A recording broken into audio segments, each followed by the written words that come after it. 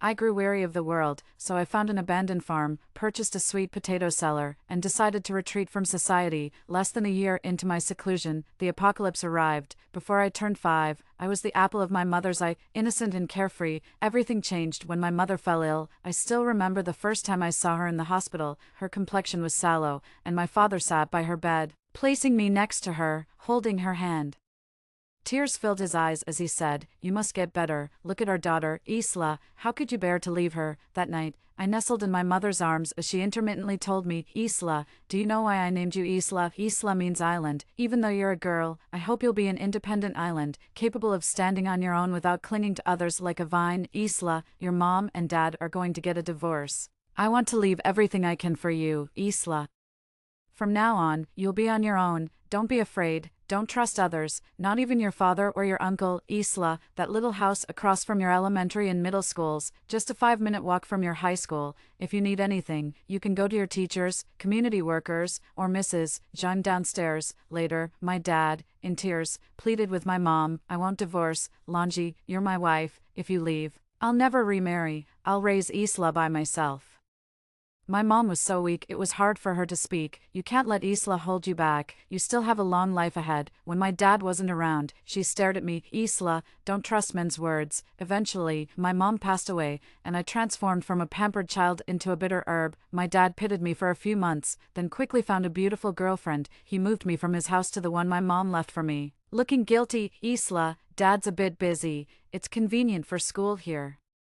You can go home by yourself at noon, and I'll come pick you up in the evening." After that, he stopped coming in the evenings. I began to understand why my mom had insisted on teaching me, a child not yet 6, to manage household chores and cook. The days were fine, mostly spent at school surrounded by people. The nights were terrifying. Following my mom's advice, I locked the security door, the bedroom door, drew the curtains, and even with the lights on, I was still scared. In the 2nd grade, my dad suddenly came to pick me up, but remembering my mom's words not to trust him, I didn't want to engage. Yet, he held a box of cake with a Disney princess on it, and seeing the princess in a blue dress, I wanted to cry. My dad took me to eat at KFC, bought me clothes, and took me to an amusement park. After my mom's death, it was the first time I felt safe and happy in my eyes. My father suddenly seemed both grand and kind. Later, after drinking a beverage he handed me, I fell asleep.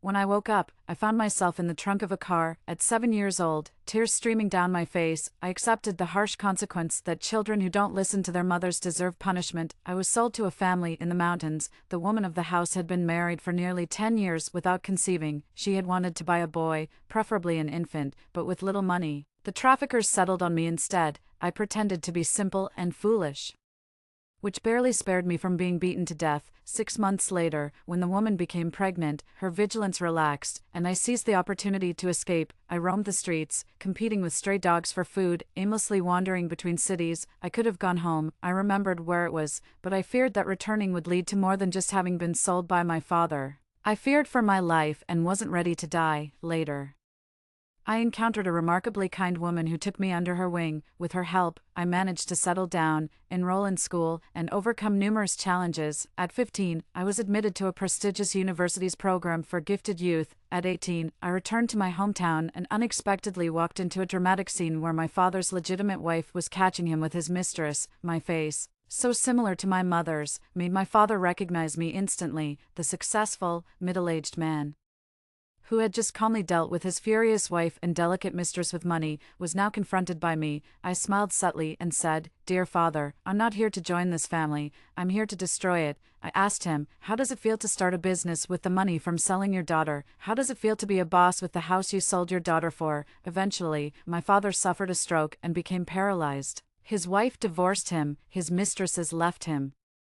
His son ended up in rehab for drug abuse, and his company came into my possession. Later, I placed him in a nursing home and sold the company, suddenly finding myself quite wealthy. At 20, I declined a job offer from a university and started a trip around the world. By 22, I returned to my country, bought an RV, and traveled extensively domestically. At 24, I suddenly felt an extreme weariness of scenic beauty, delicious food, and the vibrant life of cities and countryside alike. Tired of everything and everyone, and knew I needed a quiet place to settle. I didn't want to live abroad, no matter how beautiful the scenery, it couldn't give me a sense of belonging. I didn't want to settle in the south either, unable to endure the sticky air and dampness of the rainy season. After much searching, I found an abandoned farm in the hills near my hometown's neighboring county. The farm, about 30 to 40 miles from the county town and accessible via a 2-meter-wide concrete road leading about 3 to 4 miles from the main road to the city, seemed perfect. The farm owner, a plastics businessman who had become wealthy years ago, had a deep connection to his rural roots. He owned 2 hills and over 400 acres of land where peanuts and sweet potatoes were cultivated, and he also ran a small inn with thatched shelters and stargazing rooms. The location he chose was ideal. Bordered by mountains to the north and a river to the west, offering both mountain and water views, the farm was quite popular for a while. Later, deeper inside, several bigger bosses took over more hills to develop landscapes and boost houses, and it seemed they even established some exclusive clubs. Gradually, the farm lost its appeal to visitors. As time went on, when the domestic market conditions worsened, the farm owner, along with many other business owners, moved their operations to Southeast Asia, leaving their domestic enterprises unattended, let alone the farm. My interest in the farm was piqued mainly because of a unique sweet potato cellar located there. This wasn't just any ordinary cellar, it was highly modernized, positioned between 2 hills. It was dug 6 meters deep and featured an arched structure made from red bricks.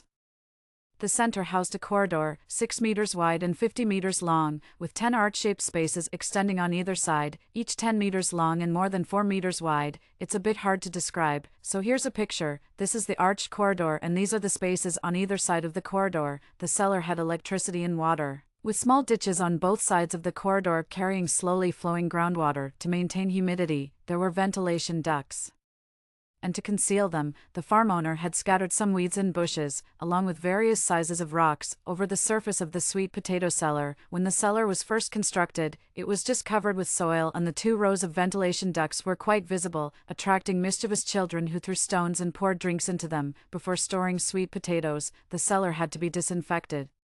So the farm owner came up with this method to prevent random debris from falling in. The overgrowth of weeds and scattered stones gradually deterred people's curiosity and trespassing. The cellar maintained a constant temperature, staying between 13 to 15 degrees Celsius year-round. I was quite satisfied. I thought to myself, a corridor and 20 rooms should be enough for me to spend the rest of my days. However, there were aspects I was not satisfied with. I wanted to live there, not just store sweet potatoes, so the interior was a bit too rudimentary for my needs. I had to figure out all my living arrangements, including eating, drinking, and sleeping. Then there was the issue of the door. Since the cellar was underground, accessed by a red brick slope, the door was located at the end of this slope. It was a large, heavy pair of brass doors, usually kept closed except when trucks needed to enter to load goods. A smaller door was installed in the larger one for personnel access. It was secure enough to not worry about break-ins at night, but it was too conspicuous. I came here to live in seclusion. I didn't want it to be obvious that there was a sweet potato cellar here. After much thought, I figured that once I finished remodeling the interior, I could build a carport at the entrance that blended with the entrance to the cellar, using a disguised door in between. That way, anyone passing by would only notice a carport, unaware of the cozy hideaway inside. Once I parked my large RV there, it would be even less likely for anyone to suspect there was anything else inside. It seemed like a good time to keep myself busy with some physical work and start renovations. With money to spare and a whimsical nature, I must admit there's something off with my mind. I think I must be ill, young as I am, without family, friends, or passion, indifferent to everything. Having encountered various men during my travels both domestically and internationally, never bothering to respond to their flirtations, I really don't know what keeps me going. Fortunately, I had this sweet potato cellar. With money and leisure, I could slowly transform the cellar into a place I loved, just like dressing up a doll, with no rush or stress. I went to the south to find a construction company recommended by my mentor. This company had some military background, ensuring top-notch quality and reliability. First, we upgraded the utilities, drilling a deep well for water and setting up solar panels on the hill behind, providing the cellar with 2 sets of water and electricity systems. We also installed sewage treatment facilities to handle some household waste and toilet sewage. We sealed off the ventilation ducts on the top and added new ventilation systems. with the outlets cleverly hidden behind the river's retaining walls on the west side of the farm, camouflaged with stones and hard to detect. We installed detection systems to monitor temperature, humidity, and air quality in real time. A surveillance system was also set up, not only covering the inside of the cellar but the entire farm, with cameras placed on the mountain and the castle, providing a comprehensive view. After the infrastructure was revamped, I numbered and organized the spaces on both sides of the cellar from the outside to the inside, left to right. Space 1 was the study, 2 the tea room, 3 the activity room, 4 the audio-visual room, 5 the snack storeroom, 7 the freezer room, 8 and 9 were storage rooms, and 10 was the kitchen, creating a leisure zone on the left side. Room 11 was the bathroom, 12 the laundry room, 13 a warm room for hydroponic cultivation of fruits and vegetables, 14 and 15 the cloakrooms, 16 and 17 hobby rooms, and 18 a private store. Rooms 19 and 20 became the bedrooms. One side featured classical decor with traditional beds, and the other side initially intended to have a girly, princess style with pink furniture and wallpaper. However, after reviewing numerous samples and images, I found the pink too glaring and settled for a coffee color instead. It took a full 6 months, but the renovation was complete, even tidying up the external carport. From a distance, it looked like a slightly fancier carport nestled between 2 hills. The renovation was a bit too polished, so I had the workers age it to blend in with the farm's rustic vibe. I also spruced up the farm's old castle, only refurbishing the interior and installing a robust security door. If ever I grew tired of being underground, I could stay in the castle. It had a Nordic church feel, cylindrical and tall with 3 stories and each floor comprising 1 room.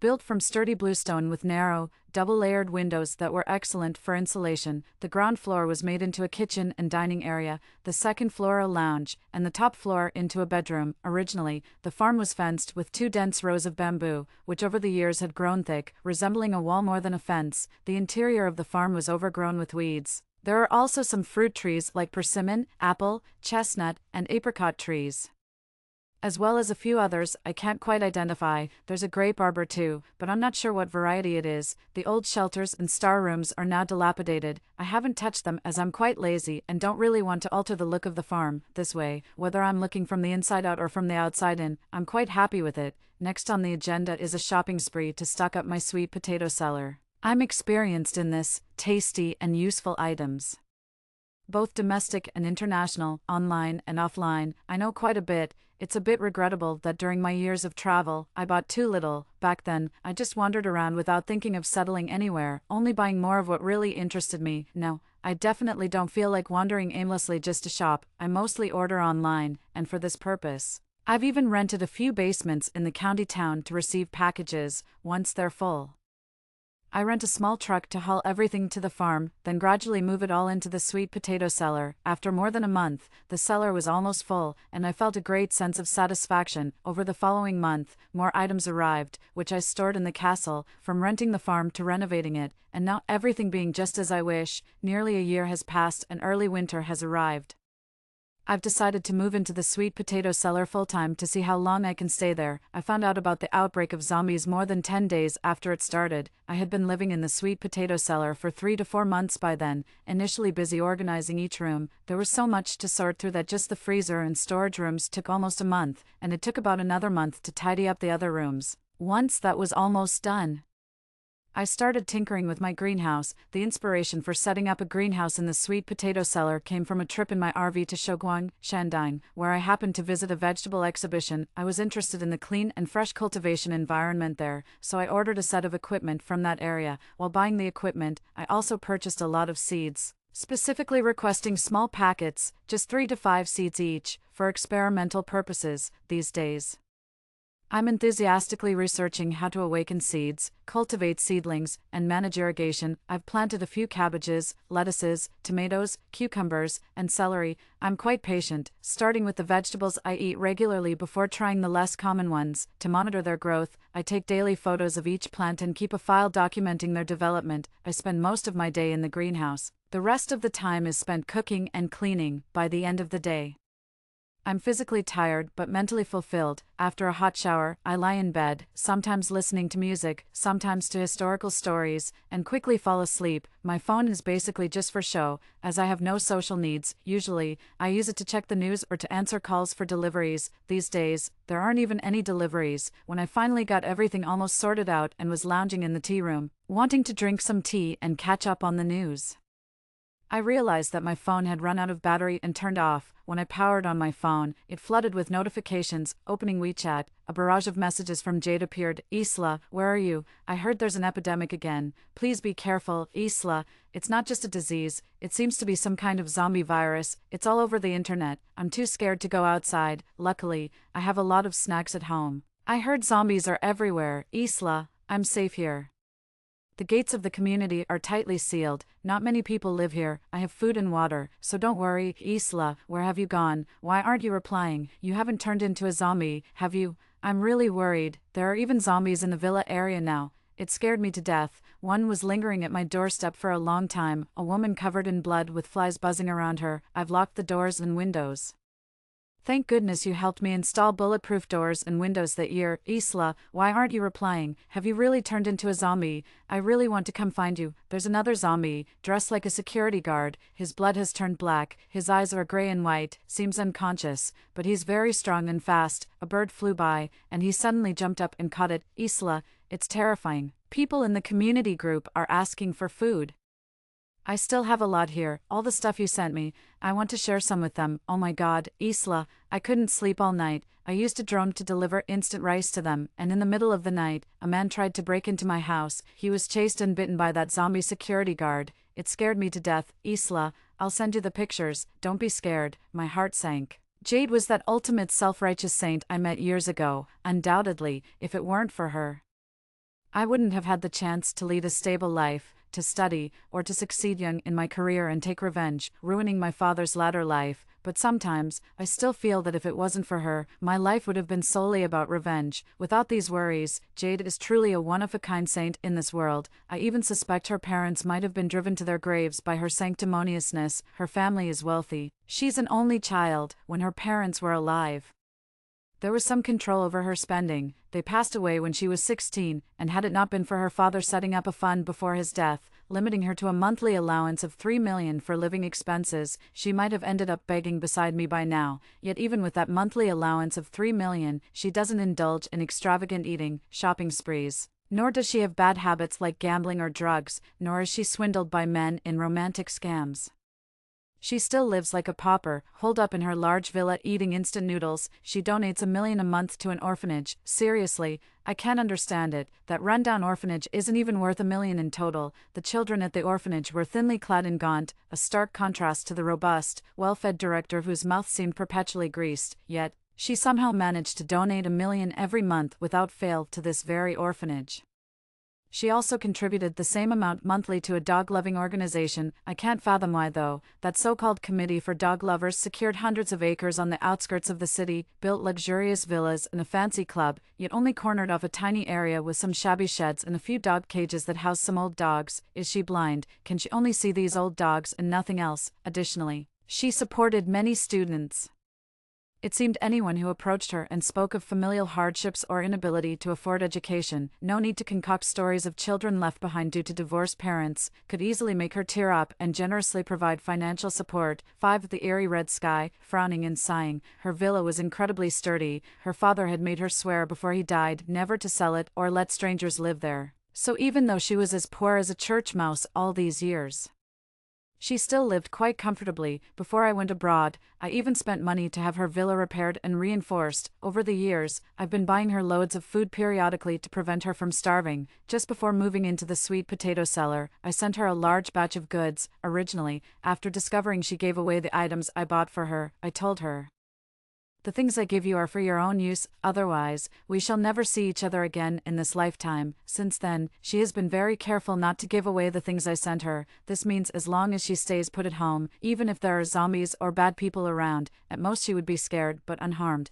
After much thought, I decided to give her a call. The moment the call connected, I held my phone away from my ear. And sure enough, her excited scream came through. "Isla, you finally contacted me. Are you okay? Are you alive? Do you have food? Where are you? Do you know how terrifying it is outside? Nexus of suffering. She went on nonstop for half an hour, staring coldly at the phone I had tossed on the table. I thought to myself, this is purely a vexing connection. It was my own fault. I shouldn't have been greedy because she tearfully placed $100 into my broken porcelain bowl and caught my attention. I begged her to adopt me, to get me registered for household status, to let me go to school. Maybe I should become like the orphanage director, squandering her support while mistreating those children, or like the dog farm owner, building estates and clubs with her money while hosting guests with dog meat, or even like those students she supported, buying luxury items with her money while deriding her as a dumb fool. Yet, I just couldn't bring myself to be so heartless. I forced her to stop those messy sponsorships and spent all my effort driving away those with ulterior motives around her, helping her to lead a normal life, restraining her overly compassionate heart. The more I did, the more she depended on me, turning into an unwieldy burden I couldn't shake off, recalling those days when I, a child under 10, had to outsmart those scheming adults while she, far from being helpful, occasionally played the fool. I felt a surge of frustration. After she rambled for nearly an hour and finally slowed her speech, I picked up the phone and listened to her seriously. Isla, I'm a bit scared. Isla, are you scared? Isla, what should we do? I sighed. Don't be scared. You haven't had your water cut off, have you? Fill every basin and bucket you can find with water, just in case it stops running. There are plenty of bottled water in the basement. Don't drink it before the water cuts out. Ration it carefully if that happens. Over the next few days, start moving whatever you can use into the basement, sleep there too, and make sure the door is securely locked. That door is very sturdy, nothing can get through unless it's blasted with a cannon. If you want to leave the basement in the morning, check the surveillance first to make sure it's safe. I recall there's a generator in the basement. You know how to use it, right? If there's nothing else to do, just watch some movies or TV, and don't overthink things. Where I am right now is safe, so don't worry about me, just make sure you stay alive, and I'll definitely come for you, Jade. I'm warning you, don't let your compassion get the better of you. It doesn't matter who or what it is, human, bird, cat, or dog, you are not to save them. Don't open the villa's door until I get there. Got it, Isla? Why would you say that about me? Her tone was both hurt and plaintive. I'm not overly sentimental, I just have some empathy. All right, don't worry. I know what's important. I understand the dangers outside. I promise I'll obey. I snorted in frustration. It was like dealing with a schoolchild. Despite her being 30, promising to behave, after finally hanging up the phone, I stared at the 2 pictures Jade had sent me. They showed vacant stares, grisly wounds, pale skin, and tattered clothes. True zombies indeed. I browsed through various platforms and realized that the pictures Jade sent were actually quite restrained and subtle.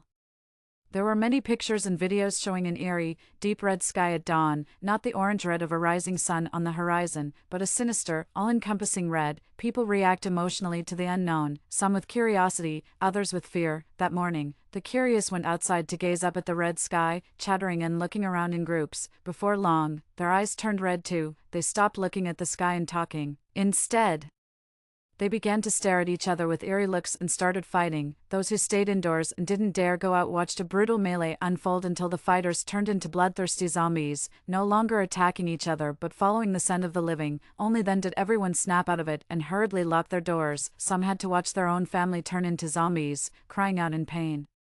Their cries attracting more zombies who climbed through windows and screamed until everything finally quieted down, leaving another group transformed into zombies. A chaotic world, filled with chaotic humanity. The strange red in the sky lasted for 3 days. During those 3 days, people outside have turned into zombies, vicious and violent creatures. Those indoors are divided into 2 groups. One is restless, initially expecting some sort of mutation, only to find they've become slightly more irritable. The other group, apart from fear, remains largely unaffected. Now, the functioning of society is severely compromised. People dare not leave their homes, use lights at night, or make loud noises. As zombies are highly sensitive to light and sound, society has come to a standstill. No work, no school, no outdoor activities. All we can do is stay indoors, protect those we can, and watch our food supplies dwindle while we wait in fear and uncertainty. I can't quite describe what I'm feeling. I'm a detached person. Over the years, I've planned my life meticulously, studying hard, entering a prestigious university, strategizing for my family's future, and then I entered a spiritual wasteland. As a child, I never had the naivety typical of kids. I understood every word my mother said.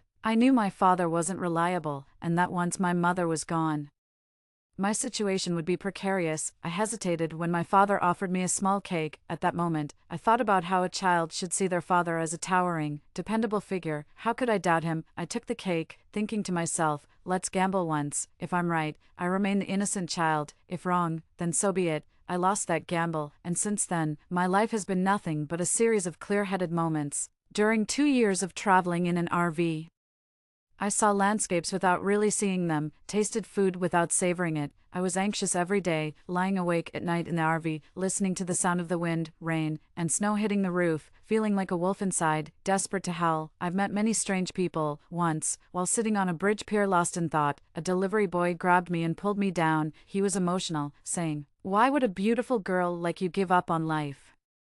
Is it because of love? I'm a man, but let me tell you, there's not a single man worth your sorrow. Stay away from them. It's not worth it for such trash," he earnestly advised. Everyone has tough times. Let me tell you, nothing is worth more than living. He shared his experiences. Let me tell you about my bitter childhood. That night, I laughed, thinking of the naive kid he was. Once, while sitting beside my RV drinking alone, some men from the northeast shouted from afar, "Sister, care to join us for a drink?" Just to clarify, no bad intentions here. We've got sausages and pickles. Just got tempted by the smell of your drink. What are you having? We've never tried it. They even sent a northeastern girl to invite me over, a bright and spirited woman who, with her strong accent, said, "Did we scare you? Just a few rough guys here. Don't be afraid. We're just out traveling together." The person yelling earlier was my boyfriend. That evening, the lamb wine I had bought at a high price from an old farmer in Xiaoyi was completely consumed by them, and I also ended up with a pile of sausages and wuchang rice. Those were meant as gifts for their friends, but they decided to share them with me instead.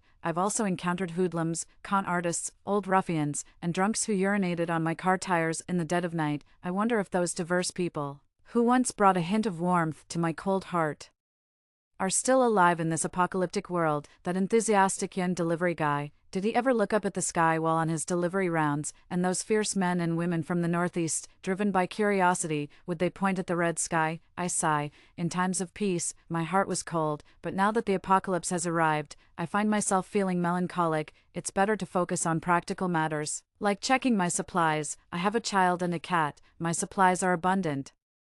There's no need to worry about water or electricity, and I have plenty of food, clothing, and other necessities. I'm not one to waste or indulge excessively. I don't eat much meat, so there's not much in my freezer, though there is quite a bit of seafood. I have even more vegetables, and importantly, I have a greenhouse, which is enough for me to tinker around in. I even thought about waste management during renovations. My kitchen has a very powerful waste disposal unit.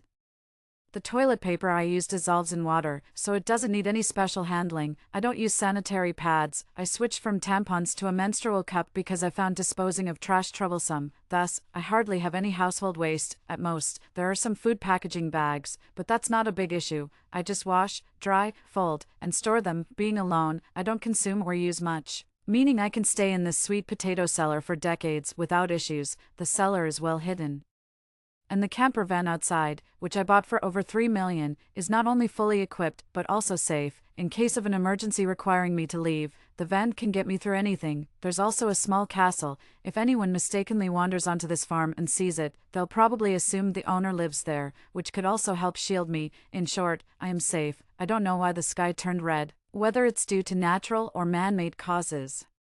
Nor do I know why those who look up at the sky turn into zombies. However, I believe in humanity's resilience. Zombies will eventually be eradicated, and human order will be restored. Our world is vast, and our history is long. We have survived numerous disasters, but, in fighting zombies and other malicious entities, sacrifices must be made, and efforts expended. What ordinary people can do is preserve themselves. I was lucky to have entered the sweet potato cellar early and didn't go outside when the sky changed. Jade was also lucky. She's a gaming enthusiast who often stays indoors for days on end, thus avoiding the most dangerous times. I checked the farm's surveillance again. It was early winter when I entered the sweet potato cellar, and by then, almost all the leaves had fallen. The whole scene bore the desolate air of winter. Now, 2 or 3 months later, there's barely any change within the range of the cameras, except for a bit more desolation than when I entered. The withered weeds in the yard look messy and unkempt under the blow of the north wind. On the small road outside the farm, there has been almost no movement of people or vehicles these past few months. I should be thankful for this season. After entering winter, the farms further inside aren't as bustling as they were in summer. This place has become a haven, almost a utopia.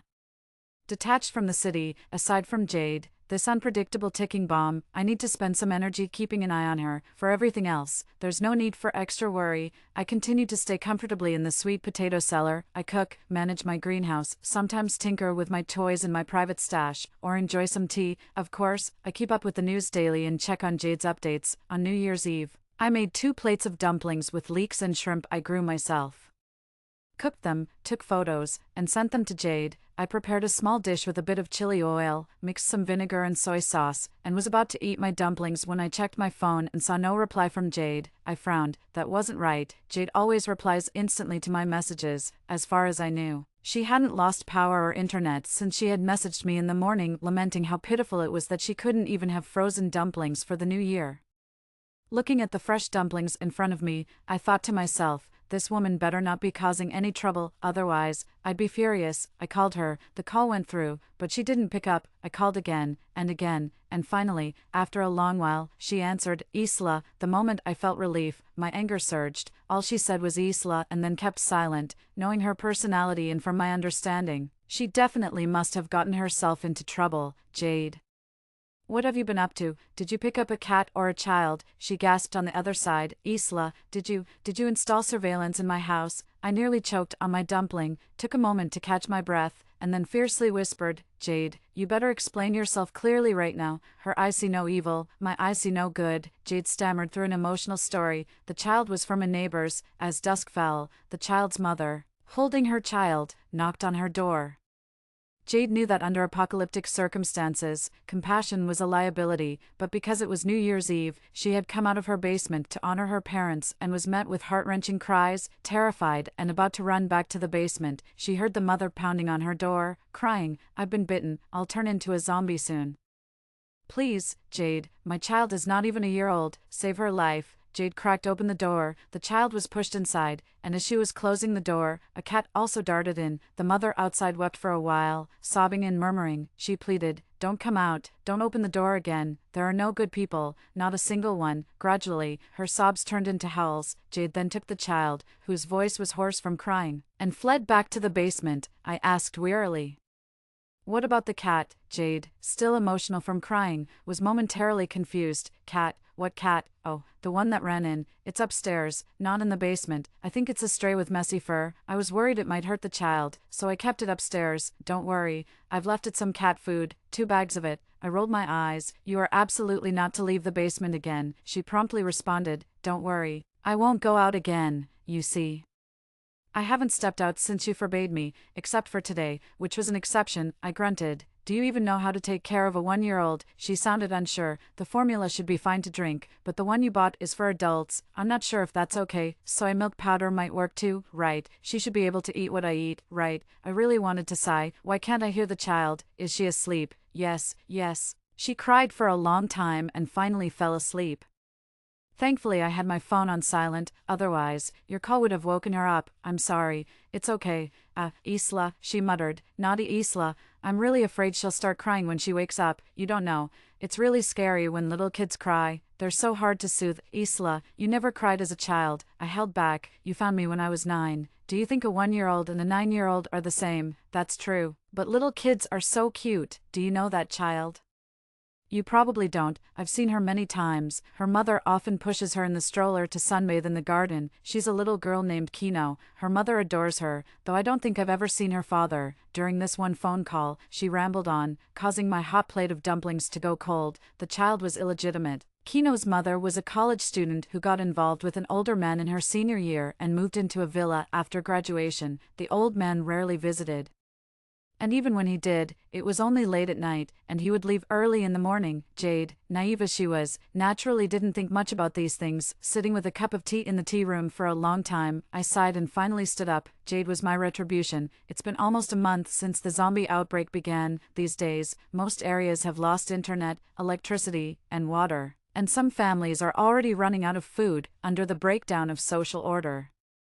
Anything can happen. Jade's villa complex, due to its small population and location away from the city center, coupled with strong security measures, had only 5 or 6 zombies, those initially mutated or bitten, and this balance had been maintained for over a month. Why was it suddenly broken? Clearly, some people were running out of supplies.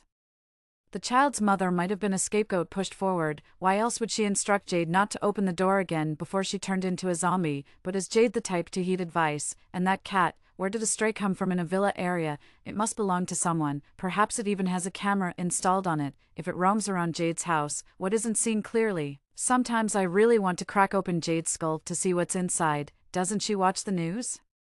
Doesn't she know that in an apocalypse, the saintly ones are the first to go? The farm is over 100 miles from Jade's house, driving there takes nearly an hour, and the current road conditions are unclear. Even if everything goes smoothly, the real headache is how to safely get Jade and the child out of the villa area, but I can't bear not to go. At this moment, Jade, still blissfully ignorant, might already have become prey to other residents of the villa area. I open the hidden door of the garage, enter the RV, take a deep breath, and take a gamble. I call Jade. I'll be at your place in 50 minutes, pack everything you can, especially food, clothes, and necessities. I hear Jade's low scream on the other end. Isla, you're really coming to get me. I've missed you so much. I've been scared to death here every day. I've wanted to live with you for so long. After shouting for a while, she becomes a bit anxious. Isla, it's very dangerous outside.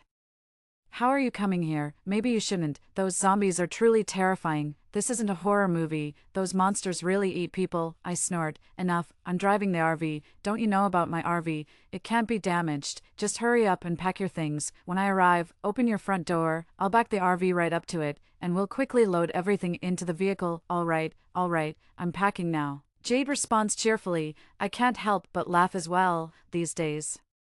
I know she really wants to be with me. She's timid and somewhat dependent, especially once she realized that I have a bit of an indulgent attitude towards her. She relies on me even more. In such an apocalyptic world, although she isn't worried about food or clothing, she is still terrified of facing the unimaginable horrors and violence alone. I've felt this terror before, when I was kidnapped, when I was homeless. But she also knows, given the current situation, being alive is already a great fortune, and one can't be too demanding about having companionship, so she just thinks about it, never really speaking out. Now that I've decided to go get her, this silly girl is thrilled. My RV is large, well-equipped, with a powerful yet quiet engine. Leaving the farm and entering the main road that leads to the city from the county, there are no anomalies. Continuing for about 20 miles on the main road, passing about 10 intersections and several roadside stores, I don't see anyone, nor any zombies. With no electricity, except for the twinkling stars in the sky, the entire world is pitch black. Ahead lies a township, with uniformly designed shops on both sides of the road for about a mile, all 2.5-story buildings, seemingly part of a town-wide plan. I remember there being various shops, like a hardware store, a mutton restaurant, a stir-fry shop, and a milk tea shop. I once ate at the mutton restaurant. The meat is tender, the soup is flavorful, and I've got plenty of lamb from this shop stored in my freezer. Before entering the sweet potato cellar, I had it all custom ordered and packed in airtight containers to freeze. On the street, there must be someone, or perhaps zombies. Indeed, as soon as the car headlights shone on the lamb restaurant sign lying by the roadside, I spotted vague human figures. I accelerated the car. On a bitterly cold night like this, anyone daring to roam outside couldn't be alive. Gritting my teeth, I floored the accelerator and charged forward. In the kilometer-long stretch of road, my car sped rapidly, yet it seemed to take an eternity. The bodies hitting the car made bang-bang-bang sounds. Within the range of the headlights, groups of zombies with their pale, bluish-purple skin, tattered clothes, and stiff movements almost made my hands cramp from gripping the steering wheel so tightly. Finally breaking free, I glanced in the rearview mirror to see the zombies that had been following the car now far behind. They couldn't match my speed. Wiping the cold sweat off my forehead, I breathed a sigh of relief. Past that small town, there were no more populated areas, so I chose to take the highway. The highway was in good condition and allowed for fast travel. I needed to reach Jade's place as quickly as possible. Luckily, the highway toll booth was open, and there was no one in sight. Without a second glance, I fiercely pressed on the accelerator. Half an hour on the highway, I saw over 20 cars haphazardly abandoned. Likely, the drivers had turned into zombies and, losing control of their vehicles, caused traffic accidents where most probably died. There were also a couple of zombies wandering on the road, but before they could react, My RV had already zoomed past them, exiting the highway. It was just about 10 more minutes to the villa area, and I started to feel nervous. Just as I was about to call Jade, my phone rang. Hastily answering, I heard Jade's trembling voice. Isla, someone's broken in. They're smashing the front door and the windows too. How many people? Four of them. Don't be afraid. I'm almost there. No, Isla, don't come. They have guns. It's Kino's dad. He's got a shotgun. I pressed the accelerator harder. Stop talking. Don't worry about belongings. Just hold the kids and be ready to leave from the basement as soon as I arrive.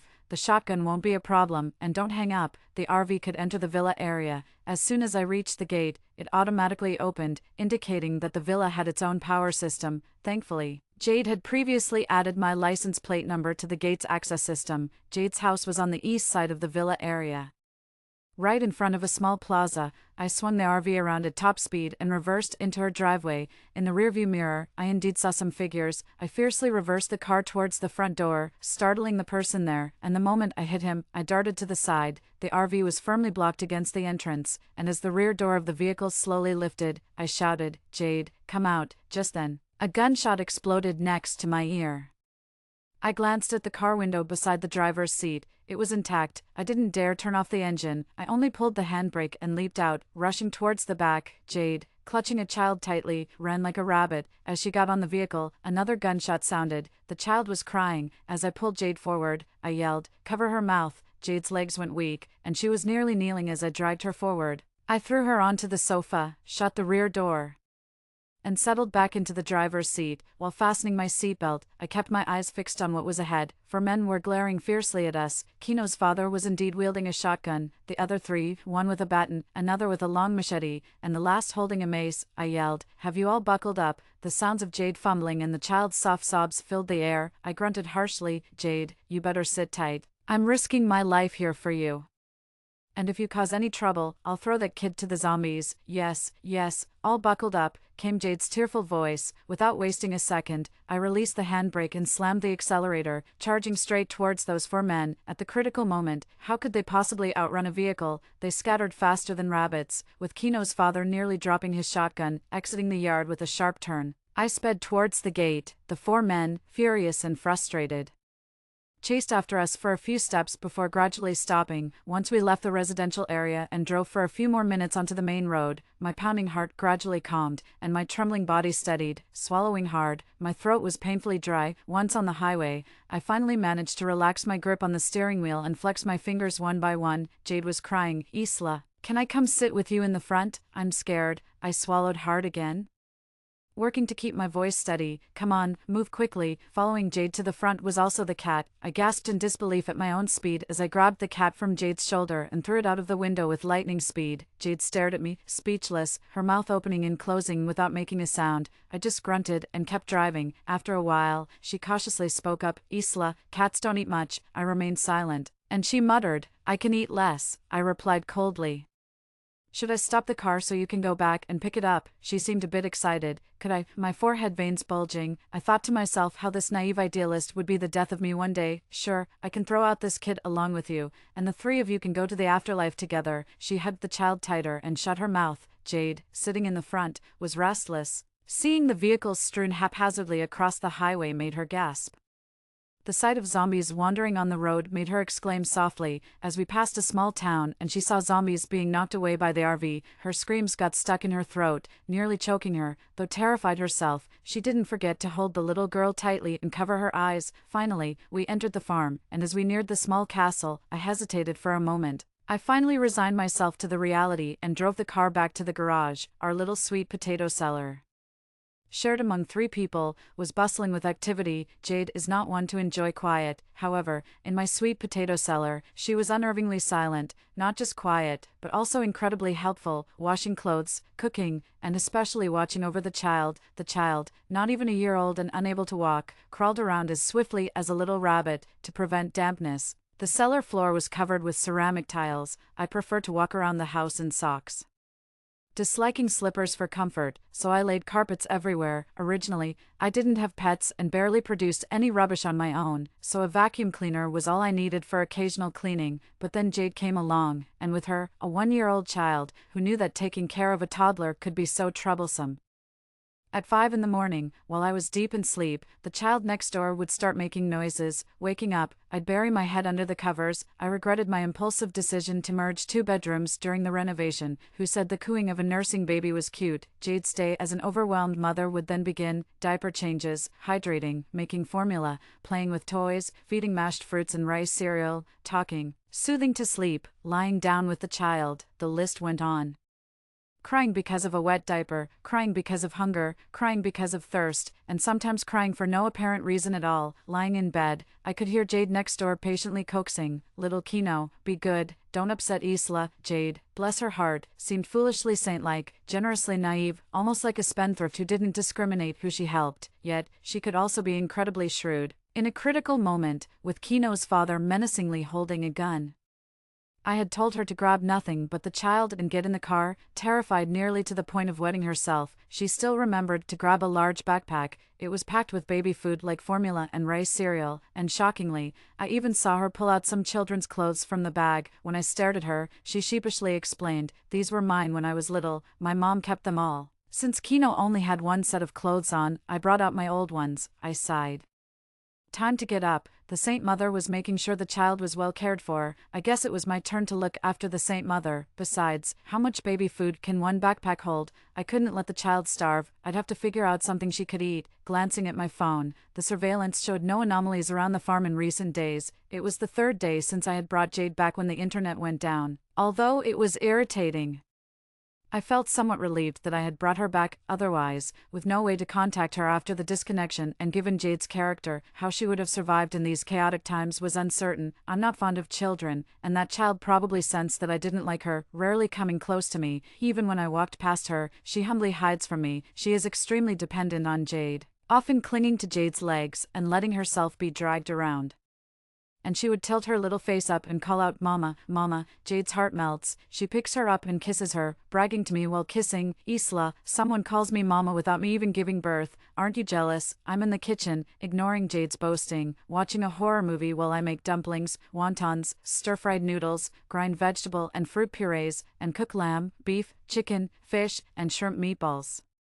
Adding a big and a small person to my life hasn't changed much, except I spend more time in the kitchen. After all, eating meals for 3 is different from eating alone. It requires more variety and a bit more time and effort. After living cautiously for about 10 days, Jade noticed that aside from occasionally frowning, I was quite tolerant towards her and Kino, so she started to let loose. She found a fluffy housecoat in my closet to wear and, just like me, wandered around in socks. She carried the little girl into the tea room, exclaimed in awe, and spent the whole day there drinking tea until their bellies were round. She carried the little girl into the playroom, exclaimed in awe, and they played inside for days, impossible to call them out. She carried the little girl into the media room, exclaimed in awe, and they stayed there half the day until I dragged them out. Well, except for my private store and the greenhouse. She could play in there for days. She wanted to enter the greenhouse too, but unfortunately, knowing the little girl's capacity for destruction, I didn't give her the chance. The sweet potato cellar was quite lively. While I was sitting in the tea room drinking tea, I heard Jade outside saying, "Kino, how did you pee again?" "Oh no, you peed on the carpet. This is bad. Your sister Isla is going to be furious." I rolled my eyes, too lazy to bother with her. A month later, the little girl who liked to crawl on the floor like a little rabbit could walk. First, she stood holding onto the sofa, then slowly started walking with its support, and eventually, she got brave enough to let go and take a few steps. One day, she stumbled into Jade's arms, who was moved to tears with joy. Jade, thrilled, climbed onto my bed in the middle of the night to wake me up. Squinting my eyes, I listened to her ramble, "Isla, I don't know Kino's exact birthday, but it doesn't matter. She can walk now, so why not celebrate her birthday? Should we do a grabbing ceremony for the 1-year-old? Maybe we should try it. What should we prepare for the ceremony? Books, pens, money, seals. Do you have any musical instruments?" You don't have any, Isla. You can do anything but have no musical talent. You're tone deaf, so you reject all musical instruments. Too bad. And toys? Poor Kino doesn't even have toys to play with. There are lots of blocks in the villa. Too bad we didn't bring any. We need weapons too. You have some, Isla. I think I saw some controlled knives in your car the other day, and your clothes were bulging. What did you hide? But no, for the ceremony, we need fake ones. Real ones are not okay. We don't want to scare Kino. She spilled everything out like a bamboo tube pouring out beans. She wouldn't stop chattering. And just as I was about to say something to shut her up and get some peaceful sleep, The alarm by the bed started beeping. I jumped up. Jade was startled and quickly asked, "What's going on?" As I headed to the media room, I instructed her, "Someone might be coming. Just stay put and cuddle with the girl and go to sleep." The media room had one wall covered with surveillance screens. At the farm's main gate, there were 2 SUVs. 2 men stood beside the vehicles, one tall and thin, the other short and stout. They were having a conversation. "Brother, this place won't do." The stout one asked, "It's deserted here, definitely no supplies." "I remember, the owner moved abroad a long time ago," replied the other. "Let's check the door. I recall coming here years ago. The owner had planted a lot of sweet potatoes. We've got nothing to eat. Some sweet potatoes would do. We need to feed the kids." "All right, let's look." Opening the gate was easy. It was just an old lock, which the stout one smashed open with a hammer. They stayed inside the farm for nearly an hour. Besides the 2 men, there was a woman and 2 children. They indeed found some sweet potatoes and about a dozen dried persimmons on a tree. They also discovered the French-style chateau. The stout one wanted to check it out, but the thin one stopped him. "No need, we can't stay here, it's been abandoned for years. Surely no electricity or supplies, we can't just live on these sweet potatoes. Our target should be the estates inside that I know about. They have several underground clubs, very secretive, well-stocked, and even have their own water and power." The stout one looked worried. "There must be people there. Can we get in?" The thin one was silent. "I've been to one, let's try it. If it doesn't work out, we can always come back." They left, and the farm's gate remained open. The 2 vehicles disappeared from the surveillance range. I somewhat regretted renovating that small chateau. Tonight, these people didn't break in, partly because of the farm's rundown appearance, making them think the chateau was uninhabitable, and partly because it was dark and they didn't go near the chateau to take a closer look. But what if they can't get into the clubs they want to reach and really come back, even if they don't return? What if others, just as desperate, come here seeking refuge? I've decided to empty the chateau. It was also my oversight. I should have cleared it out when I knew about the zombie outbreak. Clearly, the cities affected by the outbreak are the most impacted. The denser the population, the faster the spread, and by the time everyone realizes the danger outside, staying indoors becomes even more difficult due to the lack of water and food. Inevitably, it leads to survival of the fittest, and people will go to any lengths for food. Those who can evacuate the city will try to do so. Returning to the countryside is the best choice. My farm, situated between the city and the countryside, is also a good alternative. If I want to safely hide in the sweet potato cellar, I must create the appearance that the farm is deserted. The farm is indeed deserted, but why did I have to go and renovate the chateau? Once someone comes in, sees the castle's new renovations and complete furnishings, they can naturally deduce that someone has lived there, or was about to. The chateau is sturdy and durable. It's hard not to want to stay for a while. If someone actually settled here, my garage and sweet potato cellar would be easily exposed. There was no time for hesitation. After giving Jade a few instructions, I got up and left. I drove the RV quietly to the base of the castle without turning on the lights. Ascending the stairs in the dark, I swept through each floor like bandits entering a village, grabbing everything I could, regardless of size or weight. By the time I reached the ground floor, the RV was packed full. I hurriedly drove back, transferred some items to the sweet potato cellar, and then returned to sweep through the ground floor again. After a thorough sweep, I used my phone for light to check the place one more time. It wouldn't do. The interior was too clean, too new. In frustration, I grabbed a stick and started smashing windows from the 3rd floor down, breaking several on each level. I also cut off the water and electricity and threw some dry branches and leaves inside. I didn't sleep all night. By dawn, the 2 vehicles hadn't returned. I didn't know if they had successfully entered the club or had vanished without a trace. Either way, I felt relieved and laid down in bed, falling into a deep sleep. When I woke, my body ached all over. It was already 4 in the afternoon. Hearing some noise outside, I looked up to see Jade tidying up. She was carrying an electric pressure cooker in front, with Kino holding a small milk pot behind her. The little girl, seeing me suddenly, seemed startled, stumbled, and fell to the floor. She was well-fed and plump, so falling on the soft carpet didn't hurt, but she pouted and was about to burst into tears. Hearing the commotion, Jade turned, saw the little one about to cry, quickly put down the pressure cooker, and ran back to comfort her. Then seeing me, she asked, "Isla, you're awake. How about some wontons?" I waved my hand. I needed some tea first. After comfortably enjoying a pot of tea and devouring a plate of dumplings, I felt much better. The previous night's rush had left everything taken out of the RV scattered on the ground. The 2 had mostly tidied up, but the RV was still full, and more items needed to be moved to the sweet potato cellar. A month slowly passed, and it was now March in the lunar calendar. During that month, 3 groups passed by the farm. The first was a mother and daughter who sped past the entrance of my farm in their car. The second was 2 men, possibly brothers, who stopped at the farm entrance, looked around, specifically at the castle entrance, and left cursing. As they left, one man went to the driver's side and the other to the passenger side. As they opened the doors, I faintly saw someone in the back seat, a very thin figure with their head down, leaning against the window, possibly a woman. The third group seemed to be a family, in an RV, with a couple around 60, likely grandparents, a couple in their 20s or 30s, presumably their son and daughter-in-law, and a child even younger than Kino, resting in her mother's arms. The family spent a leisurely afternoon at the farm, digging up several bags of sweet potatoes, after winter. Many of the sweet potatoes were ruined by frost, and others had sprouted due to the warmer weather. Not many were actually edible, yet Jade looked on longingly. Roasted sweet potatoes would be so delicious. I glanced at her, puzzled. There are so many in the storage room, all kinds of them. Didn't you notice? Stunned, Jade suddenly dashed toward the storage room, exclaiming, "We're having roasted sweet potatoes tonight." Kino ran after her, stumbling and mumbling, "Potato, potato," by May.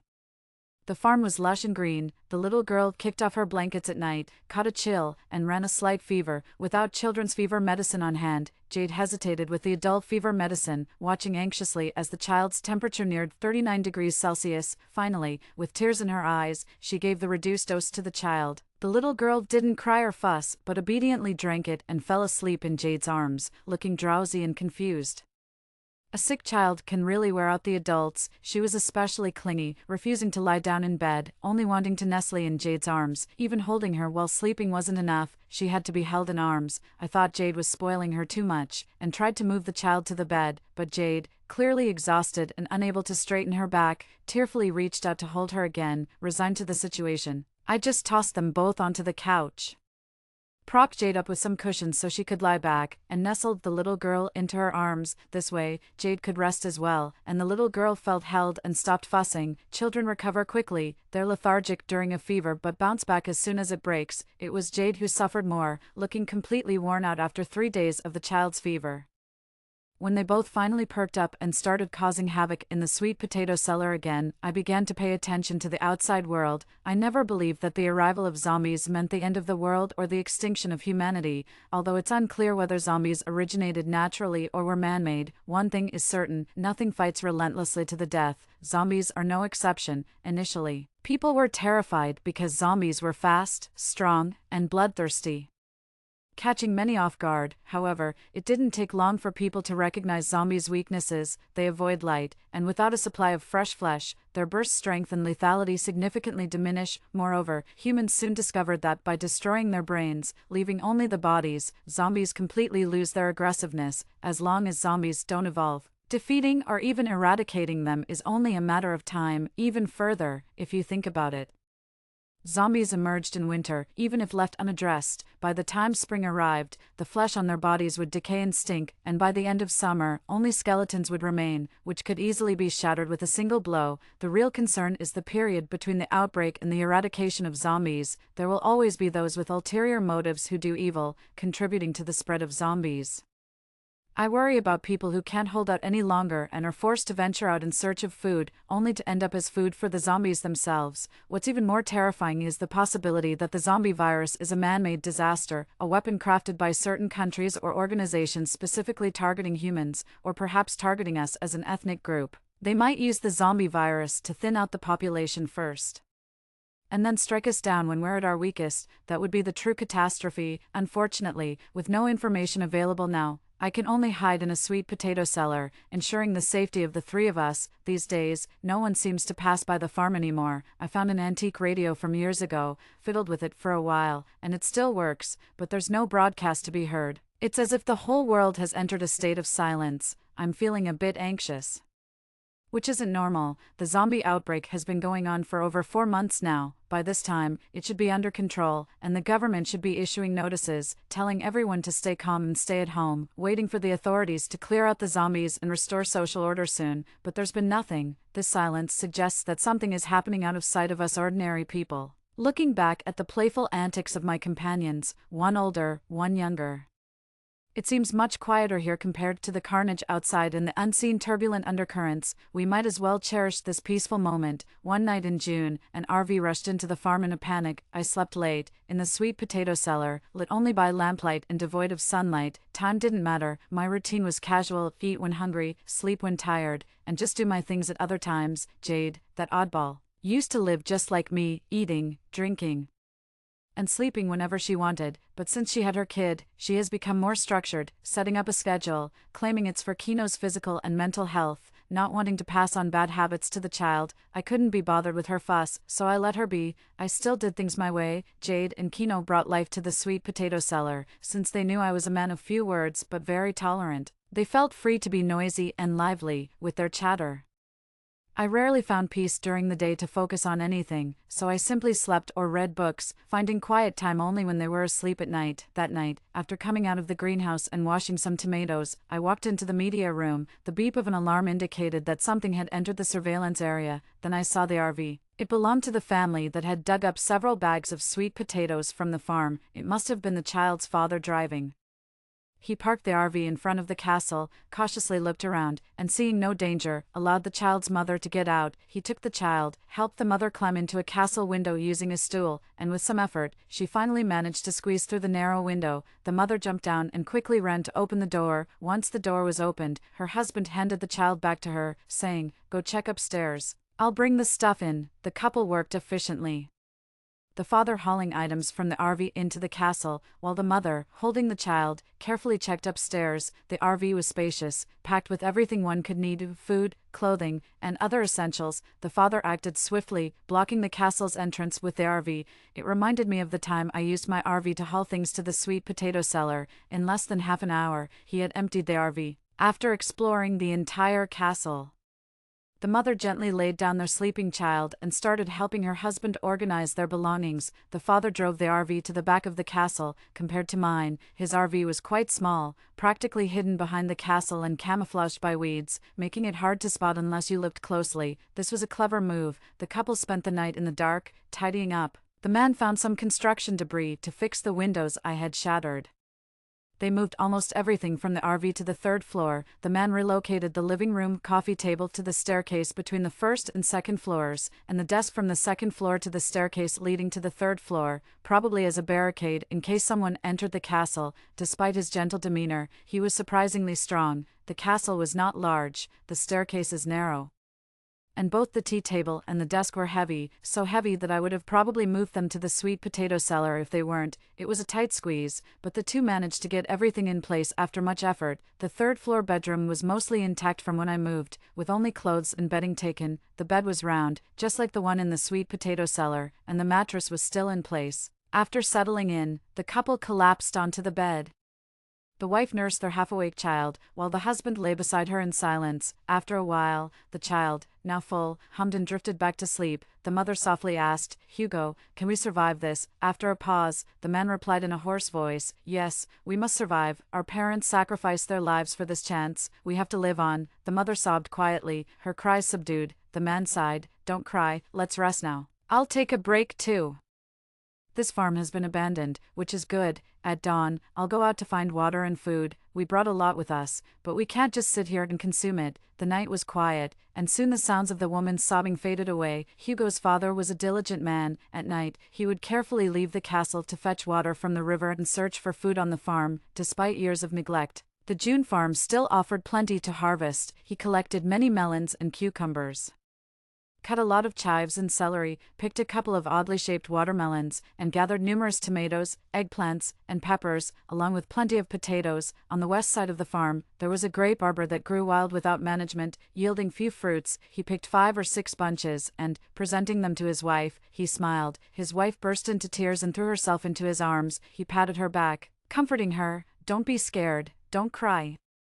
You love these sunshine roses, go ahead and eat." I noticed he was a very attentive man, spending days watching from a third-floor window, keeping an eye on their surroundings. On one hand, he was always on alert, on the other, he was constantly on the lookout for anything edible around him. Thus, when he ventured out at night in search of food, he was very clear in his purpose and quick in his actions. He seemed to possess significant wilderness survival skills.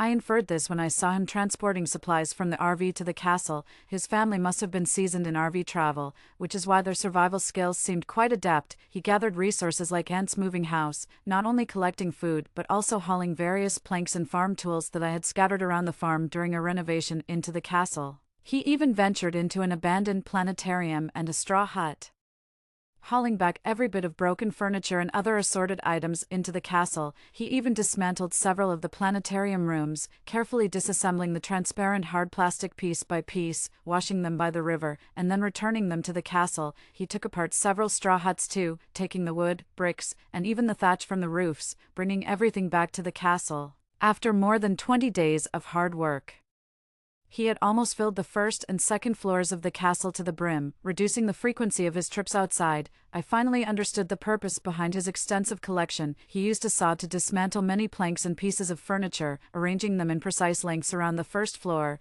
transforming it into a wood storage room. He was a patient and meticulous man. The wood was neatly arranged, and near the windows, he specifically reused the hard plastic from the planetarium to fortify the area, which was clearly more wind and rain resistant than wood. The second floor was filled with various tools, including saws, rulers, drill bits I had discarded during renovations, and various farm tools left by the original farm owner. He built several racks by the south-facing windows to dry the collected vegetables and fruits. He skillfully built a stove and cooked beans, eggplants, potatoes, then dried them. Preparing for winter, one day in July, he was holding his child, a girl around 7 or 8 months old, who was very easy to care for. The mother, not producing much milk, had already started the baby on solid foods like millet porridge, flour paste, and vegetable puree. The baby was easygoing, rarely cried, and would smile whenever her parents played with her, while playing with his daughter. He casually discussed plans with his wife. When it gets cooler, I'll set up a planetarium on the 3rd floor, cover the bed, and surround it with thatch to keep us warm in winter. His wife, busy sorting through the child's clothes, replied, "Hugo, you're so creative. I was just thinking that although this castle is nice, it's too hot in summer and too cold in winter." She added with a hint of frustration, "The baby has plenty of clothes, but not enough for winter. I'm afraid she might get cold." She looked up at her husband, about to say more, but stopped upon seeing his face turn pale. On the road outside the farm, someone was approaching from the east. It was a frail figure dressed entirely in black. Despite the hot July weather, the person wore a hooded top, the oversized hood half covering their face, making it hard to discern their gender. Their walk was stiff and unsteady, stumbling along in a twisted manner, yet not appearing flexible, which seemed odd. Behind them, a car followed at a distance. I zoomed in on the image for a closer look. It seemed to be the same car that had passed by in March, driven by the two brothers. The two brothers sat in the car, eyes fixed intently on the person ahead, their expressions tense. Inside the castle, the couple was extremely on edge. The wife clutched her husband's arm tightly. "Honey, it's those 3 siblings. They must have been driven out," she said. The husband remained silent, simply patting her hand. Slowly, the figure and the vehicle approached. Eventually, the person stopped next to the bamboo fence of the farm, and the vehicle also came to a halt. The couple inside the castle grew even more anxious. The husband whispered to his wife, "Take the baby to bed, feed her, and make no noise." Trembling, the wife cuddled the child in bed. The husband leaned against the wall by the window, watching the figure and the vehicle intently. I too watched them closely. The figure had come much closer now, and I could zoom in on the screen to clearly see her face, pale, no, ashen, with patches of bruising. Her skin had a battered look as if it had been forcefully squeezed numerous times. Occasionally, the eyes peeking from beneath the brim of the hat appeared lifeless. Yes, the eyes were foggy, as if covered with a film. No, a black film. I frowned, unsure whether it was black or white. I couldn't quite capture the state of her eyes. Her long sleeves revealed only half of her fingers, tipped with black nails, while the visible part of her fingers was a mottled black-gray. I took a deep breath. This was a zombie. No wonder. 3 months ago, when those brothers placed their sister in the back seat, something seemed off. Perhaps by then, she had already been infected with the virus. It was odd. She seemed different from the zombies I saw in videos and the ones I encountered on the road while picking up Jade. She appeared non-aggressive, at least towards the 2 people following in the car. She showed no particular reaction. I remember when I went to pick up Jade, the zombies in the town rushed towards my car, eager to attack. The zombie wandered for a while before finally moving forward slowly. As she approached the farm gate, like the man in the castle, I was on edge, worried she might come in, even more concerned her brothers might follow. Fortunately, she ignored the farm gate and continued moving. though slowly, without stopping. 2 hours later, the zombie in the car disappeared from the surveillance area. Inside the castle, the tense couple finally relaxed. The wife, tearful, said, "Honey, the baby, I can't hold him anymore." The man rushed to pick up the child but stumbled and fell onto the bed, both gasping for air, relieved to have survived the ordeal. I, too, breathed a sigh of relief, left the media room, and smelled the steak. Time to get a bite. Jade's cooking skills are improving. 18. For the next 10 days, there were no unusual incidents. Life inside the castle resumed its routine, with the woman caring for the child and the man foraging for food. I didn't monitor the cameras daily anymore, just occasionally checked for any abnormalities around the farm. Jade often lamented that Kino had no toys to play with. I remained indifferent as she and the little girl rummaged through every room, disrupting my potato storage, under her indulgence. The child ran wild. Except for the few locked rooms, she wreaked havoc everywhere. I didn't feel pity for the girl. On the contrary, she seemed quite happy, but having nothing better to do and with all the tools and materials in my hobby room, I hadn't crafted in a long while, so I decided to get busy. I made a simple set of colorful square puzzles and building blocks. Jade was more excited than the little girl, playing with them all afternoon and evening, creating various shapes like little chickens, ducks, and dogs. Where had the little girl seen so many animals? She was thrilled following Jade around, and I worried about how she'd react seeing real chickens, ducks, and dogs once she grew up and ventured outside the potato storage. Seeing their excitement, I got creative too, one day making a set of numbers, another day letters, and then pulling out a dozen Barbie dolls. Jade almost screamed, "Isla, I love you so much for using such expensive wood to make all these toys for Kino." She then clutched her heart in mock despair. "Isla, aren't you also working with Jade? I want some too. The ones you gave me before are still at my place, and I cherish them deeply." I teased her. "You even thought of bringing your childhood clothes for this little girl. You threw away the jewelry I gave you." Where? She covered her face. "Isla, my beauty needs to be highlighted, all right." I tossed her a bracelet and a beaded wristband. She exclaimed, "Isla, I love you." I also threw her a small bracelet and a small wristband. Spinning around with her little girl in her arms, she chirped, matching with Mommy, "Isla, I love you to death." The little girl, clueless, didn't understand why her mom was spinning around so giddily, but it didn't stop her from joining in the laughter. As the days went by, Jade was incredibly busy, turning from a homebody into a whirlwind of energy. She would wake up early to cook, call the little girl to eat and drink, clean up after meals, play games and play with toys, cook again, and after another round of meals and naps, she'd still have the energy to come to my room for a chat after the little one fell asleep. I closed my eyes, pretending not to hear her. "Isla, life is really good now. Isla, I wonder how it is outside. Isla, I hope the family living in the castle are okay. It's sad, if it weren't for you. Kino and I would probably be worse off than them. Isla, do you think things will ever get back to normal outside? Although I feel we are safe and comfortable, I am a bit worried about the people outside. Isla, when things return to normal, are you going to send me and Kino away? Isla, oh, I remember my dad made me swear not to let strangers stay in our house. How could I forget that I could stay at someone else's? Poor me. I've been lonely and cold for so many years. Isla, what would you like to eat tomorrow? Isla, I want another bracelet, a bunch of them, maybe 10 on one arm. Like a rich lady, she rambled on until she fell asleep, forgetting to return to her own room, which left me to carry the sobbing little girl into her arms in the middle of the night, and I ended up sleeping on a sofa in the tea room. The weather got cooler. On the night the men from the castle picked the last few beans from the farm, the alarm went off again. Since the family of 3 moved into the castle, I had turned off several security cameras and alarms except for the one at the main gate. I quickly checked the monitors, my heart tightening as 3 vehicles slowly approached from the east, stopping at the farm gate. All were SUVs. 3 men stepped out, one tall, one short, one thin, each was carrying something. The 3 stood at the gate, surveying the area. The short one asked, "This farm has been in ruins for years, right? Is it livable?" The tall one replied, "Where else is livable nowadays? At least here there's a small castle. It's getting colder, and as long as it shelters us from the wind and rain, it's fine. We can't go back anyway." The thin one added, "This farm is too close to that place. We left early, but others will eventually come out. It's best we take over here now. Who knows if there are any more livable places further ahead." The short one sighed. "This road to the west ends here.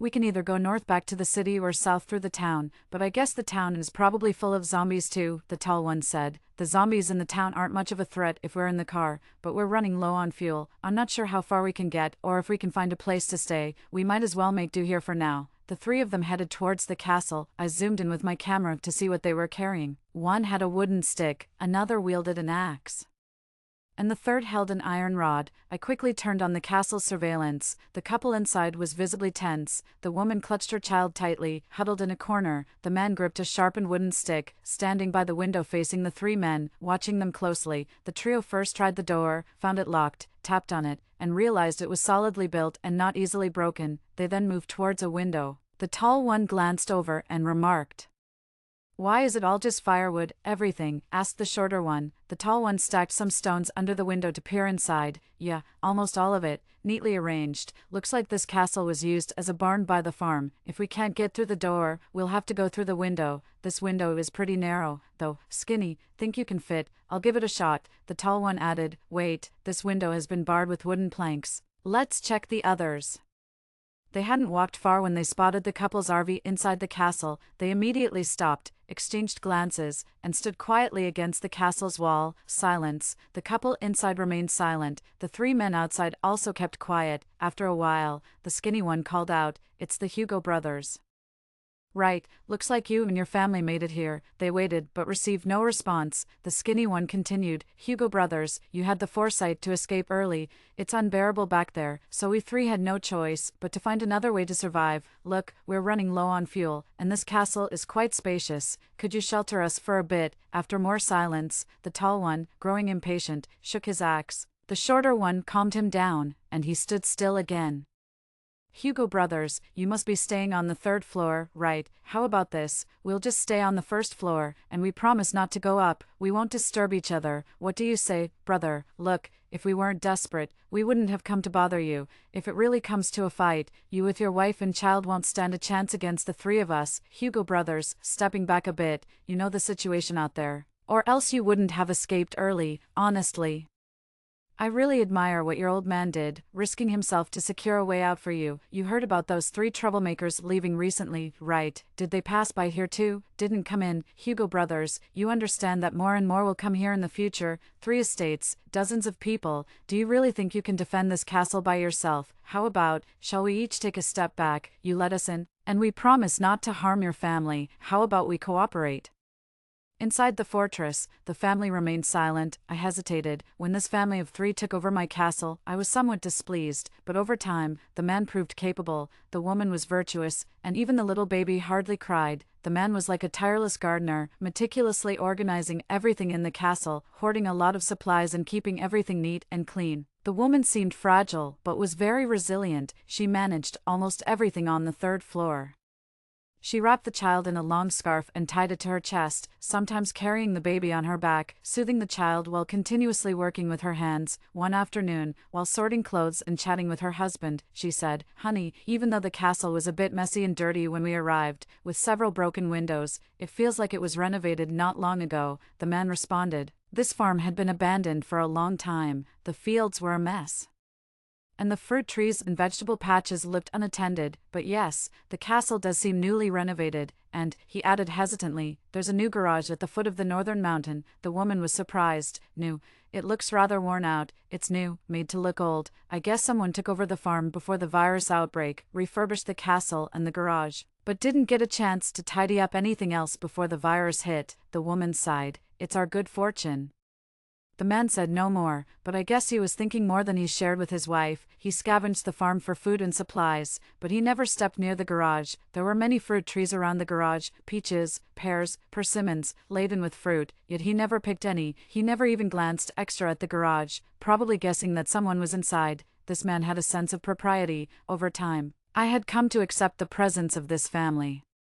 I hoped they could keep the castle. They were modest and industrious, and I did not want the castle, especially after such long and hard work by the family to get it clean and tidy, to be plundered by 3 rogue men. The 3 men, while verbally assuring the man inside the fortress, had divided their tasks. The shorter one continued to shout, while the taller and the skinny one climbed onto the motorhome, with an axe in hand and assisted by the taller one. The skinny one was climbing towards a third-floor window. Clearly, they guessed the family was hiding on the third floor and planned to break in through the window. I frowned. These three had no intention of coexisting peacefully with the family. They were up to no good. I hesitated, wondering whether to intervene. 1 against 3. Although the castle was easier to defend than to attack, the disparity in strength made the outcome unpredictable. I decided to observe. A silent yet heart-pounding struggle ensued. The man stabbed the skinny one in the eye with a dinner knife tied to a stick, causing him to groan and fall onto the motor home. The tall and the short one muttered furiously under their breath, not daring to forcefully attack, so they picked up stones and threw them at the window. As the glass shattered, the shorter assailant continued to hurl stones while the taller one climbed up to the window. Shielded by stones, the taller one, axe in hand, climbed through the window, hacking it open. In a fierce act, he chopped off the steak knife that was tied to a wooden stick by the man. The woman screamed, trembling as she covered her child's mouth. Seeing the tall one almost squeezing through, the man desperately grabbed a stone that had just been thrown in and smashed it. With half his body wedged in the window, the tall one could only swing the axe with one hand, limited in his movements. He was hit in the head by the man's stone. His eyes blood-red with rage, he roared, leg crossing over as he raised his arm to strike down with the axe on the man's head. The woman cried out in alarm, suddenly getting up, grabbing the steak knife from the floor, and thrusting it into the temple of the tall one from the side. The tall one froze, slowly turning his head in disbelief towards the woman who had just hidden in the corner. Before he could react, the man snatched his axe and ferociously chopped at his head, 1 dead, 1 injured. Already climbing onto the other window ledge, planning to sneak into the third floor while the couple inside was distracted by the tall one, the shorter one quietly slipped back to the ground. I breathed a sigh of relief. The courage shown by the couple inside the castle impressed me, especially the wife's decisive stab at the critical moment, although it ended with a single blow, and she collapsed weakly to the floor. She effectively resolved the crisis, at least giving her husband the opportunity to kill the tall one, boosting his morale. It's evident that people can unleash immense potential when pushed to their limits. At that moment, the man pushed the tall one out of the window, who fell from the third floor onto the roof of an RV and then slid to the ground. The thin man hiding beside the RV was startled, touched the tall one, then sprang aside as if electrocuted. He pressed against the castle wall, hesitating, but then heard the sound of a car engine starting. It was the shorter one. Seeing the tall one lose his life, he lost his ambition to storm the castle, and didn't even care for his injured thin companion. Planning to drive away, the thin man quickly reacted and ran towards the car. Unfortunately, their luck was poor. The dead tall one's car was at the front, the narrow road less than 4 meters wide. Normally 2 cars could pass by sticking to the sides, but since they had carelessly parked in the middle of the road when they arrived, they couldn't get through. The shorter one cursed as he got out of the car to move the tall one's car to the side, only to see several headlights flashing speedily approaching. 3 more cars arrived. I immediately stood up, glanced at Jade, who looked worriedly at the monitor screen. Stay put here, absolutely do not go out. I'll go help that family. Okay, Jade quickly agreed, though a bit confused, and even followed me outside. At the entrance of the sweet potato cellar, I stopped Jade. Stay here, keep an eye on that little girl. If you dare to go out on your own, when I come back, I'll throw that little girl out. Jade jumped back, retreating. Got it, don't scare me. Come back soon, I snorted, opened the door, and cautiously went out. It was my first time stepping out of the sweet potato cellar. The air outside was quite different from inside. Taking a deep breath, I steadied my mind. I grabbed a high-precision crossbow from the RV, one of my toys, hiding behind a tree 20 meters from the castle. 6 men were already standing at the castle's entrance. These 6 men were extremely arrogant, standing in front of the main gate of the castle, discussing brazenly. One person exclaimed, "No way, the 3 of you, 1 dead, 1 injured, weren't you guys cunning, faster than monkeys, even zombies don't scare you, and you got taken down by this couple." They laughed wildly. One mocked, "Are you guys pigs? Couldn't you just start a fire, toss a fire in there, and wouldn't their formation be thrown into chaos? Do you really think they're invincible? Is that the right idiom? Am I using it correctly? Haha." Another person shouted, "Hey you 2 up there, listen up.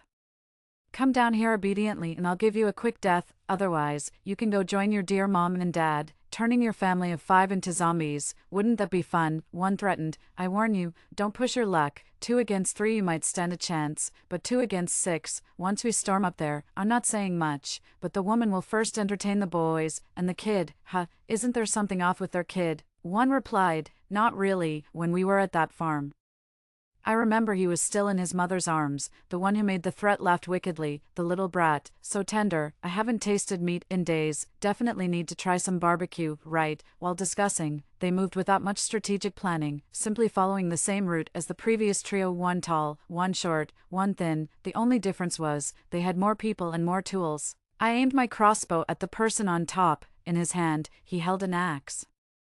Different from the one the tall man had not long ago, this axe, even in the dark night, felt sharp from over 20 meters away. He clung to the left side of the third-floor window but didn't rush to attack, just quietly stood on a platform less than a foot wide between the second and third floors. Within a few breaths, another person climbed to the right side of the window, holding a machete. Both were positioned. And then a third person started climbing up, holding something unclear. On the roof of the house, 3 more were laughing. Hey, guys, don't end up like those losers, wiped out by that couple, haha, I sneered, feeling a long-suppressed anger about to erupt. Taking a deep breath, I turned the crossbow and fired 3 shots in quick succession. The 3 men on the roof suddenly fell silent and dropped off the roof. I turned the crossbow again, not waiting for the 3 climbing to the third floor to react. I shot the man reaching to throw something into the window first, then the man holding the axe, and finally the one with the machete. Good, these 3 ended up worse than the ones on the roof. They fell directly from the third floor. Oh, one hit the roof first, then slid off to the ground. I put away the crossbow, looking at the short man who was standing at the farm's gate. He screamed and ran, getting into the front car, and after a while, he drove away erratically. Lucky him. Glancing at the thin man's car following behind, he was lucky too. I am very confident in my shooting skills since during those years abroad, I played with many toys not available back home. The crossbow was the simplest of weapons, and the 6 people were destined to die. I climbed down from the tree slowly, hurried back to the garage, and then to the sweet potato cellar, once again sitting in the audio-visual room. Drinking the hot tea Jade handed me and watching the couple clean up the battlefield, I suddenly felt a sense of complete relaxation. Jade blinked her starry eyes and exclaimed, Isla, you are so amazing, you scared me to death. My admiration for you is like the endless flowing of a mighty river, and like the yellow river flooding uncontrollably. I gave Jade a look, sometimes really puzzled by her way of thinking. A flower of the nation who grew up in peaceful times. She probably had never even seen a chicken killed, yet how come she adapted so quickly when faced with zombies? I watched the screen as the couple acted smartly. Each drove a car. The man's car carried the bodies. About 10 minutes later, they returned, the man now in the woman's car. After returning, they each drove another car and ended up with one less car. This repeated several times until only one car was left, which they drove back to the farm, near some dilapidated thatched huts, and covered it with some dry branches and leaves. I smiled as I watched the couple gather a large haul of items scavenged from the cars, carrying them into the castle. It seemed that despite the fright they experienced that night, their gains were substantial, until I saw them go up to the third floor, the wife soothing the child and the man organizing things. A mix of fear, surprise, and uncertainty continuously changed their expressions as they quietly discussed who could have helped them and how they were so capable. Then, I turned off the surveillance. Another New Year's Eve, Kino had fallen asleep. Jade brought the panel into the audio-visual room. Naturally, there was no Spring Festival gala, but she insisted that I play a light-hearted, happy movie. Home Alone was a perfect choice for her, as expected. She was overjoyed, laughing heartily as she wrapped dumplings. Regrettably, there were no eggs. The dumplings were filled with chives, pork, and shrimp. I'm not fond of eggs, so I initially prepared less than 100, cooked them, and froze them directly in the freezer, planning to eat one whenever I felt like it. Now that we had Kino, a young child who needs eggs, Jade hesitantly told me to save the eggs for Kino, and I couldn't even bother to roll my eyes at her. Now, craving chive and egg dumplings, I was out of luck. Jade chattered away, skillfully tossing dumpling wrappers my way. I felt myself growing more patient, leisurely wrapping dumplings, my ears filled with Jade's chatter and the screams of the villains on the TV, not finding it noisy at all. After each of us had a large plate of dumplings, Jade cooked and cooled the rest, planning to fry them for breakfast the next morning since Kino liked fried dumplings. After cleaning up, just as I was about to turn off the audio-visual room and head to bed, the surveillance alarm went off. This time, it wasn't a car or people, but zombies. Dozens of zombies were moving quickly along the path from east to west, which was unusual. When the zombie outbreak first occurred, it was highly contagious. People would turn into zombies in a short time, becoming very aggressive and fast-moving, but after that phase, they would become sluggish and still attack people. Though it seemed more random, their movements were no longer nimble and brisk, their bodies stiffened as if the skin and muscles were gradually desiccating, resembling dried cured meat clinging to the bones, shriveled and grotesque. Typically, those transformed into zombies have suffered some bodily harm, and the injured flesh tends to decay the fastest. It has been over a year since the outbreak, through the wear of spring, summer, autumn, and winter. These zombies should have been reduced to mere skeletons by now. However, observing these dozens of zombies today, there indeed are some that show their skeletal frames, but most still maintain a human-like appearance, albeit their once pale and plump flesh has turned shriveled and dark. I adjusted the surveillance direction atop the castle, gazing towards the distant highway. It was a mass of darkness. The night of New Year's Eve was inherently dark, but normally that highway faintly glows a hazy white at night, reminiscent of a winding river. Tonight, this river has turned a dark gray, resembling a centipede, slowly stretching and writhing. Goosebumps covered my body. Jade seldom monitored the cameras, and wasn't as informed about the outside as I was. Puzzled, she asked, "Isla, what's wrong?" I didn't tell her that the road, writhing like a centipede, was likely covered in zombies. Probably what legends refer to as a zombie tide. Sure enough, it wasn't long before those dozens of zombies from the east merged into that road, becoming indistinguishable parts of the writhing mass. Jade's mouth hung open in shock. I frowned, sensing something amiss. It seemed as if these zombies were being drawn to something, as if they were relentlessly marching towards a specific place. The dense tide of zombies continued until past 3 in the morning. Around 4 o'clock, a huge fire erupted in the distance. Countless incendiary bombs fell from the sky, and I realized they were likely clearing out zombies, using some method to herd the zombies into an open area, then annihilating them with fire. This was probably the safest and quickest way to eradicate the zombies and the virus. I sighed. Another month passed in the long stretch of time. During this period, every few days, a batch of zombies was burned. It was clear that there was an organized, systematic effort to clear them out, in preparation for restoring normal societal order. On the day of the Dragon Raising its Head festival in February, my phone rang. Startled, it took me a moment to fish out the phone that Kino had tossed into the sofa crevice, and I looked at the short number displayed on the screen. It was my mentor, Isla. "No nonsense. I know you're still alive, and living quite comfortably. Tonight, 2 military unit soldiers will parachute into your area. Make sure you take care of them, and cooperate properly." The call had ended a while ago, but I remained dazed for a moment. Jade came over and slapped my face gently. I snapped back to reality, smiling. "It will be back to normal soon." Jade paused, confused. What?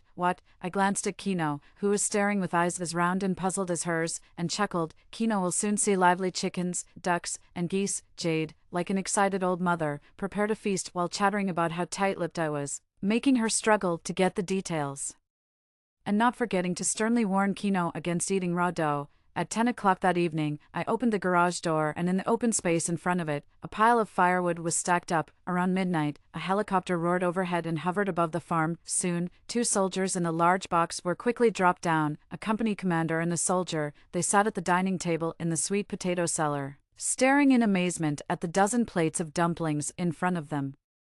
Half an hour later, Jade and I sat in front of the empty plates, equally stunned. The company commander was slightly embarrassed. "Doctor, sorry about that. It's been a long time since I've had dumplings." I blinked and laughed, almost forgetting that my last name was Gao, and that I was a doctor. The commander explained that their mission was to search for survivors and transport them to a safe base, according to the plan discussed with my mentor, using my RV, along with 2 soldiers. We would first search for any remaining zombies. Once the area was cleared of zombies, we would call for survivors to head to the safe base. Those who could make it on their own would go by themselves. The elderly, weak, sick, and disabled who couldn't make it on their own would be transported in the RV. I decided to join them. We filled the car with fuel and took an extra barrel of oil. In one day, we traveled 300 to 400 miles and blew up 30 to 40 zombies' heads. The commander and his team were quite experienced. 1 shot to the head, then a small incendiary grenade would burn the decapitated zombie to ashes. In the evening, we returned to the farm, cleaned up in the RV, and then went back to the sweet potato cellar for a warm meal. We set off again at dawn. After a week, we had nearly cleared the area and needed to venture further, not planning to return the same day, so we packed more supplies. Jade was a bit reluctant to leave. I patted her shoulder. Thinking of the family in the castle and feeling worried, I repeatedly instructed her not to go out and to stay put in the sweet potato cellar until she swore she absolutely wouldn't leave. When we arrived at the castle, I saw a man named Hugo standing outside the castle gate. I stopped the car. He approached us. "Hello, I guess you're here to clear the zombies. Could I, perhaps, also help out?" I looked back at the commander, who glanced at Hugo and then asked me, "Who is he?" I smiled. "He's just someone who happened to stay in this castle, a family of 3, him, his wife, and their daughter, who is even younger than Kino." The commander nodded at Hugo. "In a few days, once we've cleared the area, you can move to the safe base." Hugo nodded. "Thank you." Then, looking at me, "I'm sorry, I never knew your surname. Thank you for saving our lives. My family owes our survival to your care." He bowed deeply and then looked at the commander. "I hope I can also contribute." He got into his own RV, waved goodbye to his wife and daughter, and joined us on our journey. With 2 RVs, our efficiency greatly increased. As we cleared remaining zombies, we also escorted the elderly, weak, sick, and disabled towards the safe base. Soon, a long convoy followed behind us, including sedans, SUVs, vans, and more RVs. Human survival instincts are indeed formidable. Perhaps it was the experience of the pandemic that many people had long stored grains at home, and some even had survival kits ready. Although there were instances of survival of the fittest, and many innocents who escaped zombies could not escape the malice of human hearts. Thankfully, where there are people, there is hope. After a good half year, I used up all the gasoline I had stored, and only then was I able to complete the cleaning and transportation work in the surrounding areas. When the company commander left, he took a family of 3 from the castle with him. The couple, leading their little girl who could now walk, came to say goodbye to me. I helped the couple, who were nearly kneeling before me, stand up and handed them a backpack. It was a gift Jade had prepared for the little girl, filled with clothes and toys that Kino no longer used. The company commander repeatedly invited us to the safe base as well, but I shook my head, and so did Jade. For the next 2 years, especially in the areas that were once urban residential zones outside the safe base, there were over a dozen major exterminations. Only when it was confirmed that there were no zombies or zombie viruses remaining did people gradually start returning from the safe base to their hometowns to restart their lives. However, there were far too few people left. Large cities turned into small cities gradually moved closer to what large cities were, and some were simply abandoned. When Kino turned 6, Jade reluctantly moved with her to a small town near the sweet potato cellar because Kino had to go to school. Fortunately, it wasn't far, and they would hop back to the sweet potato cellar every weekend. With the 2 of them gone, it was quieter, and I had more time to myself. Picking up farm work again, enjoying the leisure of planting in spring and harvesting in autumn. Sometimes I also helped my mentor with some work, contributing to the new society in New Order. One night in June, guests arrived at the farm. It was that family of 3. They brought beer, and Jade was excited, bustling around to prepare a barbecue. Hugo had several drinks and, with flushed excitement, said, "Doctor, back then, I thought the world had collapsed. I was afraid to eat or sleep.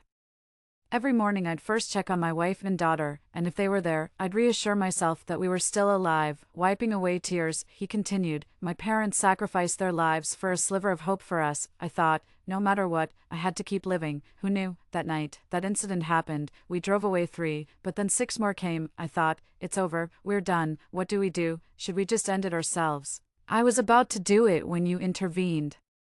"We survived, doctor. These days, I'm constantly busy, doing everything." He laughed and cried. "I won't lie to you, back then, I was a spoiled brat. My parents were retired, had some spare money, and didn't expect much from me. I just played around, traveling everywhere, nearly 30 and never had a real job. No, I understand, life is not easy. Don't waste the chance to live, whether it's for yourself or for others. Just do what you can." He was drunk.